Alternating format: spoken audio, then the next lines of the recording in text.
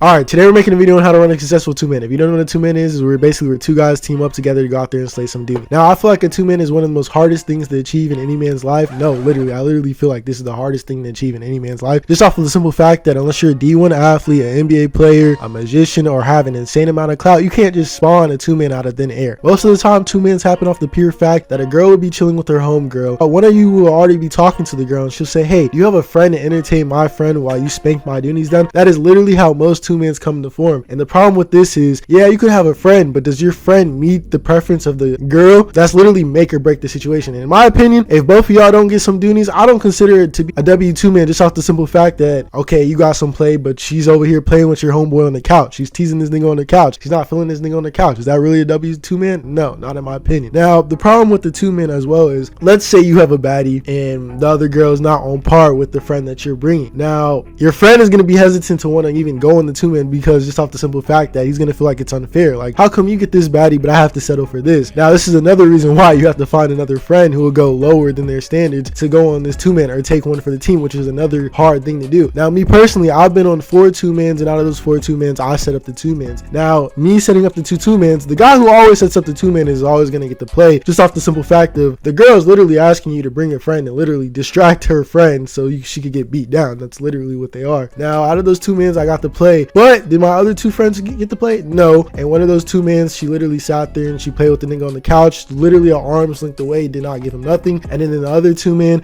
she teased him, like she gave him some play, but she didn't let him go the full mile, which I don't consider to be a W at all. Now, in the situation of the 2-man where she like literally teased him, it all started with me sending in one friend, we'll call him friend number 1. Sending friend number 1, she said, hey, do you have another friend? She wasn't fucking with him. Boom. Sending another friend, she said, this guy has potential, send more pictures. We sent him in, it was a green light, but we should have known right off of the simple fact that she said this guy has potential, that she was going to waste his time and tease. Now, I was upstairs getting play, but I don't consider this as a W at all. And it's just the fact that setting up a 2-man is one of the most hardest parts to fall through, because if you've ever been on a 2-man or you ever tried to set up a 2-man, you know that these are very extremely hard to set up, just off the simple fact that the girl has to meet the preference of that guy. Your friend has to either be willing to drop his standards, or your friend just might have lucked up and it might have hit his standards, but she's not feeling him. It's just so much that has to go smooth for a 2-man to happen. Now that we've gotten out of the way for a 2-man to fall through and it's very hard to set up, let's get into the logistics of setting up a 2-man. So most 2-mans, if you go on a 2-man, these girls want you to bring some type of drug, whether that be weed or alcohol. They want you to bring these drugs to get them loose and get them comfortable in the mood. Now, you go in the house, you have the weed, the drugs, the alcohol. You want to play it cool, laid back, just sit down, talk, have a group conversation, get to know everyone,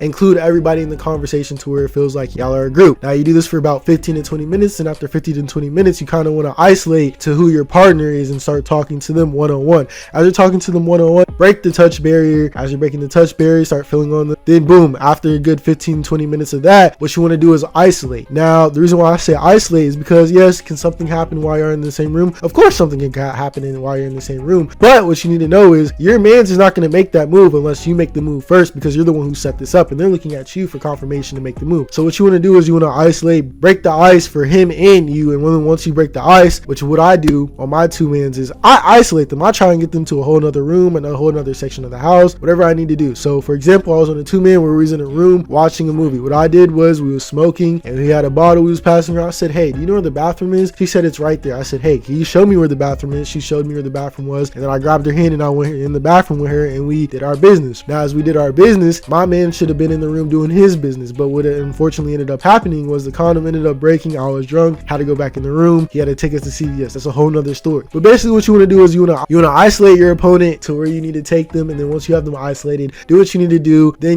keep them in there for as long as possible so your man's can do what he needs to do. And if he's smart and he has experience in this field, he's gonna realize that, okay, this is my opportunity to spank this girl's doonies down. Now, if it doesn't fall through and she's not with that, he's just gonna be sitting there probably ready to go, and he's gonna have to give you a cue on how to go. Basically, 2-mans, once you get on the 2-mans, if you're the one who started it, it's not really hard for you to have a successful 2-man for you. But if you're the guy who's invited on the 2-man, yeah, that's where it's a little buffer. Now, if you're the guy who was invited on the 2-man, I would say what you really need to do is feel out the girl and really have to tell signs if she's feeling you. Now, this could be is she making direct eye contact with you? Is she okay with you breaking the touch barrier? Is she okay with you kissing? Is she okay with you progressing it? Is she okay with you being alone? Is she standing offish to where she's on the phone texting when they leave the room? Does she feel uncomfortable? If she feels uncomfortable, it's probably not going to be the best 2-man. And if anything, if possible, I would say you want to be the guy who always sets up the 2-mans if possible, just off the simple fact that that you don't know what you're getting yourself into. Hopefully, I hope you asked for your mans for a picture of what she looks like.